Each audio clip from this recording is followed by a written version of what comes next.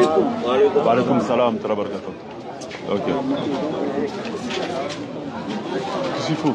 C'est lancé à l'autre. D'accord. Bismillah les frères, bismillah. Que des garçons. Ah, association malfaiteur.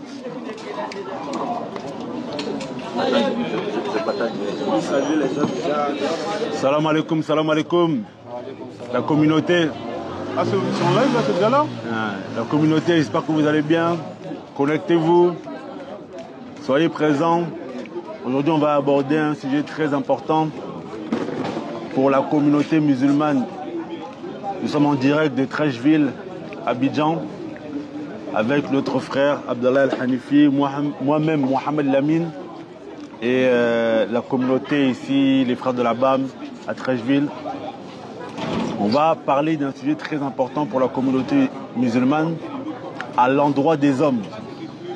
Comment être un garçon capable?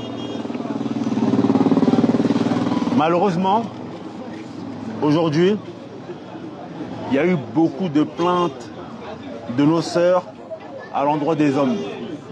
Beaucoup d'hommes ne tiennent plus leur foyer comme ils devraient le tenir.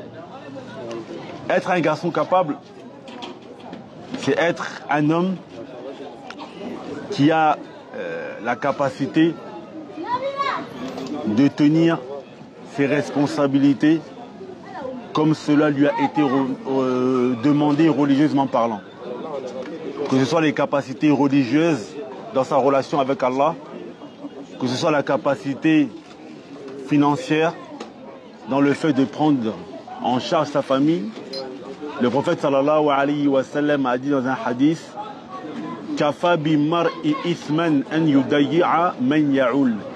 Il suffit à l'homme comme péché de délaisser ceux qui lui reviennent de droit. Et malheureusement, beaucoup d'hommes font des enfants et après délaissent la femme et les enfants. Et celui qui fait ce genre de choses, on ne peut pas dire de lui que c'est un garçon capable.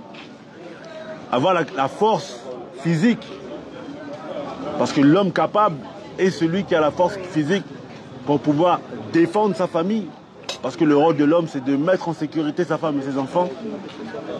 La force physique est nul tabou en religion, de pouvoir aussi donner du plaisir charnel à son épouse.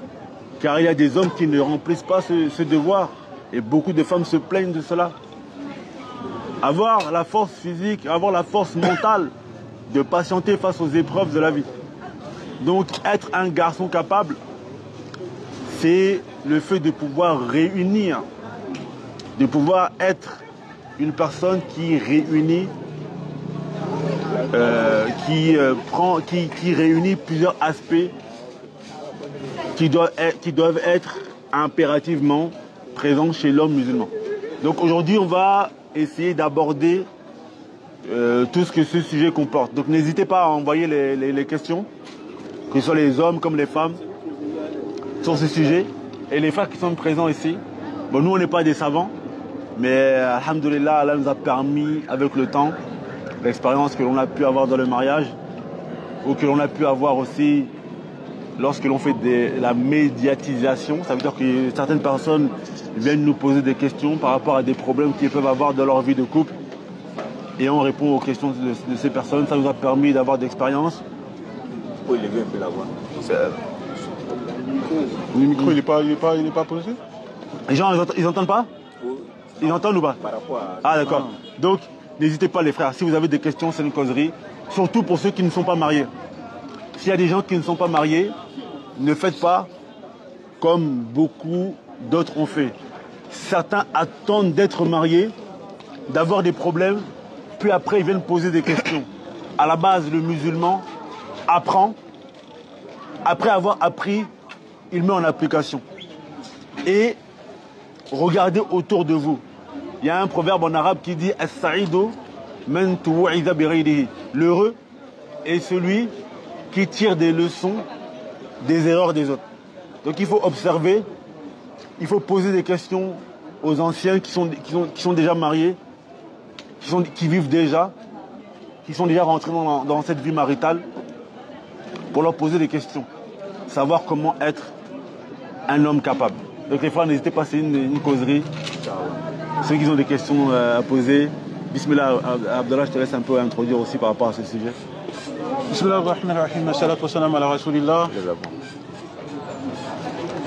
Pour continuer ce que mon frère a dit, on fait une petite présentation. Bon, moi, je pense qu'on me connaît un peu ici, mais le frère, là, je le présente. Le frère, c'est un frère avec qui on a fait peut-être pendant 2 ans sur Instagram, on a fait beaucoup de séries vidéo, de séries de live qui sont on va dire, centrées sur le relationnel homme-femme. C'est-à-dire que sur plusieurs points, on est rentré par exemple, les hommes à éviter pour les sœurs, les femmes à éviter pour les frères, quelles choses à avoir avant le mariage, quels sont les critères à faire pour trouver son conjoint ou sa conjointe, quel tempérament on doit avoir, le rôle de chacun d'entre nous, le rôle de la femme, le rôle de l'homme. Tout ça à la lumière du contexte actuel, de la mondialisation actuelle, de tous les problèmes qui sont actuels. La dernière fois ici, j'ai parlé du féminisme, j'ai parlé aussi des changements de mœurs qui viennent influencer, issus de l'Occident, qui viennent même aussi entacher un petit peu la tradition africaine et les valeurs islamiques. Et donc là, on va essayer de... Qu'est-ce qu'un garçon capable? Qu'est-ce qu'un garçon capable dans quel sens? On ne va pas que faire la faute sur les hommes, parce que peut-être il y a certains, quand ils t'ont entendu, ils ont fait youpi, la dernière fois il a tapé les femmes, maintenant on va taper les hommes. Ça va pas être ça. Ça va pas être ça, restez tranquille, ne vous inquiétez pas. On va voir qu'est-ce qu'être un garçon capable, quand il faut être ferme, quand il faut être souple, quand il faut prendre en compte les émotions de madame, quand au fait il ne faut pas être dicté par ses passions ou les émotions, quand il faut être intransigeant. Toutes ces choses-là, on va essayer de voir pour rester dans un juste milieu. Inch'Allah, voilà un peu l'introduction que j'avais. Est-ce qu'il y en a qui ont des questions déjà par rapport à ce sujet-là? Pour ceux qui ne sont pas encore mariés, c'est le moment de poser les questions. Bismillah, Ouzaz. Et on t'écoute. D'abord, la première question, quels sont les critères pour choisir une bonne femme? Il a dit quels sont les critères pour choisir une bonne femme. En islam, Bismillah ar-Rahman ar-Rahim, wa salatu wa salam ala rasulillahi wa ala alihi wa sahbihi wa man wala wa ba'd. Ça c'est une question en vérité. Le prophète sallallahu alayhi wa sallam, il nous a déjà orientés vers cela. Dans un hadith, le prophète sallallahu alayhi wa sallam nous dit que la femme, elle est mariée pour 4 choses. Il a dit sa beauté, son argent, sa beauté, son argent, son rang familial, et en dernier, il a dit sa religiosité. Et à la fin, le prophète sallallahu alayhi wa sallam dit Fazfar bizati din taribat yadek. Il a dit et capture et prends celle de religion avant que quelqu'un d'autre ne la prenne avant toi. Et on comprend dans ce hadith que aujourd'hui là, quand on regarde autour de nous là, moi ça fait 1 semaine que je suis à Abidjan, moi là-bas je viens du Gabon, on voit que les femmes de religion, aujourd'hui là il n'y en a plus beaucoup. Les femmes de religion, aujourd'hui il n'y en a plus beaucoup. Ça veut dire que lorsque tu trouves une femme de religion, il faut la prendre. Donc déjà, il faut savoir que le prophète Sam il a dit que Dunya Mata, ce bas monde, c'est quelque chose d'éphémère. Et le meilleur bienfait de ce bas monde, c'est la femme pieuse. Pour obtenir la femme pieuse, déjà, comme il me disait un frère, parfois on se focalise beaucoup sur la femme, mais d'abord le travail, il doit être sur nous-mêmes. Si tu veux une femme bien, sois une bonne personne aussi. Fais un travail sur toi-même. Parce qu'en fait, plus tu vas être une bonne personne, plus tu vas être droit sur toi-même, plus Allah Azza wa Jal va te permettre de voir ce que l'on appelle, vous avez déjà entendu parler des red flags. Les red flags en anglais, ça veut dire les drapeaux rouges. Plus tu vas être une bonne personne, plus Allah Azza wa Jal va te permettre de voir qu'une personne, que ce soit un homme ou une femme, tu vas sentir parfois que telle personne, en fait, c'est pas une bonne personne. Je ne dois pas le fréquenter. C'est-à-dire que le premier travail pour trouver une femme bien, il commence sur toi-même. Par exemple, si toi, tu es une personne, tu as une rigueur, tu as une bonne éducation financière. Tu sais que j'ai 1000 francs CFA, je dois me rendre à tel endroit, ok, je dois faire telle chose, je veux bien gérer mon argent. Quand tu vas voir une femme qui gère mal l'argent, tu vas dire non, celle-là, là, c'est gâté, il ne faut pas que je m'approche trop d'elle. Parce qu'une femme qui gère mal son argent, à elle-même, c'est une femme qui va sûrement mal gérer ton argent. Et une femme qui gère mal son argent, ton argent à toi, c'est une femme qui va te coûter cher. Donc, plus tu vas travailler sur toi-même, à être une bonne personne, plus Allah Azza wa Jalla va t'ouvrir les yeux sur le fait de voir les défauts qu'il y aura chez une éventuelle prétendante. Ça, c'est pour commencer. Ensuite, la femme bien, c'est la femme qui essaye de craindre Allah Azza wa Jalla dans tout ce qu'elle fait. Dans sa prière, la première chose que tu dois regarder chez une femme, c'est comment elle est sa prière. Parce que c'est la première adoration sur laquelle on va être questionné. Sa relation avec Allah Azza wa Jalla, comment elle est dans sa prière. Ça, c'est la première chose. Comment elle est dans son comportement avec ses parents. Regardez sa famille aussi, ses parents. Comment ils sont ses parents. Est-ce que c'est une femme qui est propre? Bon, je ne sais pas comment c'est ici, vraiment en Côte d'Ivoire, etc. Les défauts qu'il y a principalement chez les femmes, mais des choses comme ça, regardez comment sa famille elle est. La réputation qu'elle a dans son quartier. N'hésitez pas à aller voir dans le quartier où elle habite. Est-ce que c'est une femme qui est connue pour découcher la nuit, pour sortir, etc. N'hésitez pas à aller enquêter. Ça, c'est vraiment des choses à ne pas négliger. Mais l'un des plus gros travaux, il commence sur nous-mêmes. Et essaye d'être une bonne personne. Normalement, quand tu es une bonne personne, tu vas voir les red flags, tu vas voir les drapeaux rouges. Allah Azza wa Jalla, il va t'ouvrir les yeux.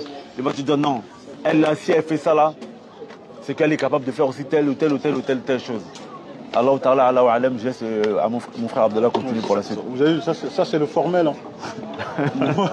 moi, je veux taper dans le plat. Hein. On dit de bien parler, sinon ce soir tu auras ton billet. Il peut me donner le billet. Qui peut me prendre la sourate 3, verset 14? Sourate 3, verset 14. Tu me prends sourate 3, verset 14. Avant de prendre sourate 3, verset 14. Tout le monde participe. En fait, le problème déjà, le frère, tu as le verset, attends, avant de le dire. La chose, c'est que déjà, on doit connaître la nature de l'homme. Sourate 3, verset 14, verset 14. Garde ça sur le côté. Garde ça sur le côté. En fait, d'abord, on doit connaître la nature de l'homme. Est-ce que vous aimez les femmes? Non. Parce que je vous ai dit, ici, lui, c'est formel. On a dit, ici, c'est le grain, non? On va parler à l'aise ici. Il y a le café qui est là, il y a le thé qui est là. Vous aimez les femmes? Les frères, vous aimez les femmes? Beaucoup? Toi, t'aimes beaucoup les femmes? Non, faut pas avoir peur, faut pas avoir honte. Aimer les femmes, c'est pas un problème. Hein. Toi, t'aimes les femmes, mon frère? T'aimes les femmes, hein? Ah, c'est bon, hein? Bon. Tu veux une femme, 2 femmes, 3 femmes? Toi, tu veux combien de femmes? Toi, tu veux 4? Regarde combien il est courageux, lui. Lui, il veut 4. Toi, tu veux combien de femmes? 4? Tu vois? Ici, ils sont gourmands, hein. T'as vu, tu vois, ils disent 4 direct, hein. Ils font pas de... Voilà. Par exemple, chez nous, en Europe, de dire comme ça, je veux 4 femmes, Moussiba. Ah bon? Ah, tu peux pas dire comme ça, je veux 4 femmes. Ça va froncer vite les sourcils. Mais pourtant, Allah subhanahu wa ta'ala, il a dit quoi dans le Coran? Sourate 3, verset 14, je t'avais dit. On a enjolivé aux gens l'amour des choses qu'ils désirent. Femmes, enfants, trésors, thésaurisés d'or et d'argent. Chevaux marqués, bétail et champs, tout cela est logé de jouissance pour la vie présente. Alors que c'est près d'Allah qu'il y a bon retour. Regarde, Allah dans ce verset, il dit quoi? Il dit qu'on a enjolivé, il a donné beaucoup de choses. L'argent, plein de choses. Il a mis les femmes. Ça veut dire qu'Allah, il a mis dans la nature de l'homme d'aimer les femmes. C'est pour ça que le prophète, alayhi salatu wa salam, il dit quoi?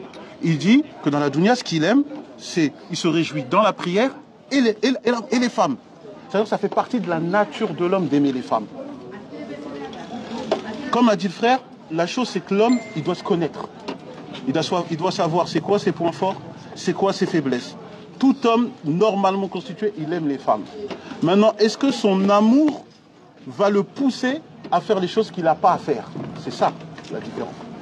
est-ce que le fait d'aimer certaines femmes ou des types de femmes, avec cette femme-là, eh ben alors tu vas te retrouver à faire des choses que tu n'as pas à faire vis-à-vis d'Allah subhanahu wa ta'ala. C'est ça le problème. C'est ça qui est... Et ça ne veut pas dire forcément que la femme elle est mauvaise. Hein.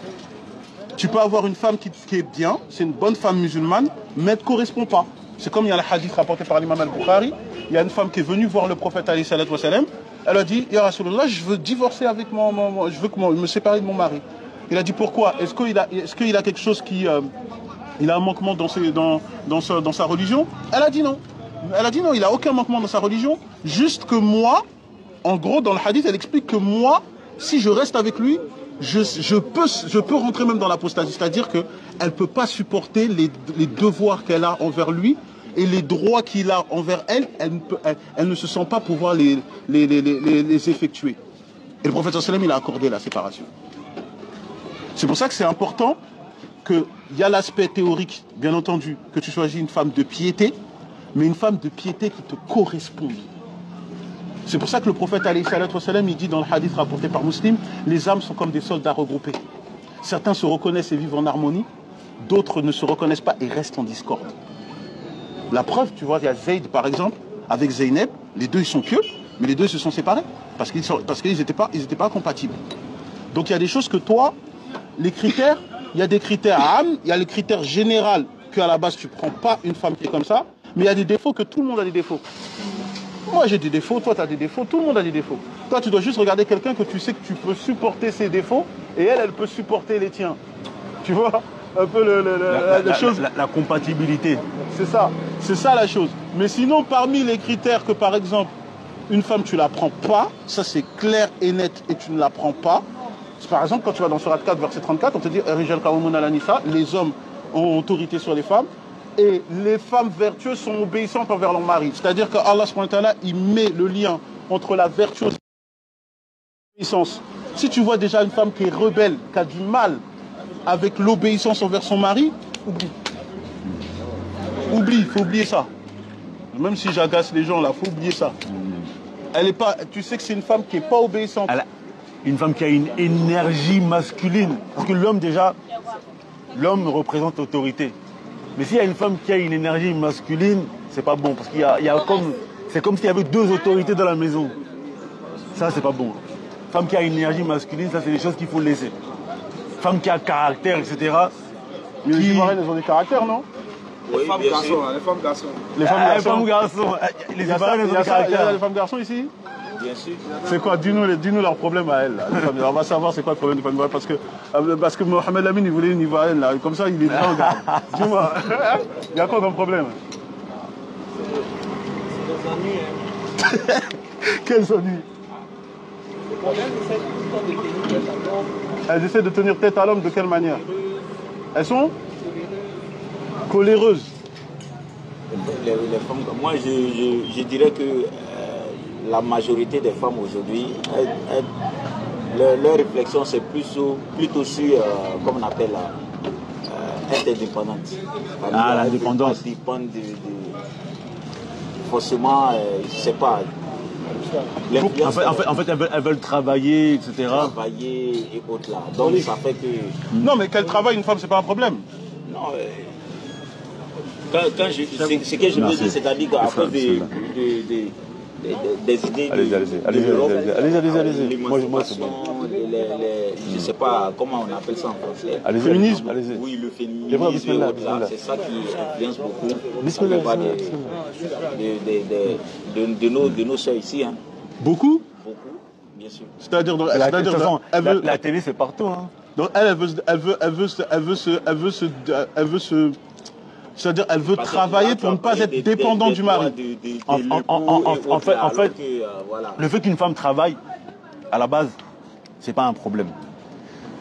Le prophète sallallahu alayhi wa sallam, quand il se marie avec Khadija radiallahu anha, elle travaille. Elle avait déjà une activité commerciale. Le problème aujourd'hui, c'est que c'est dans quoi la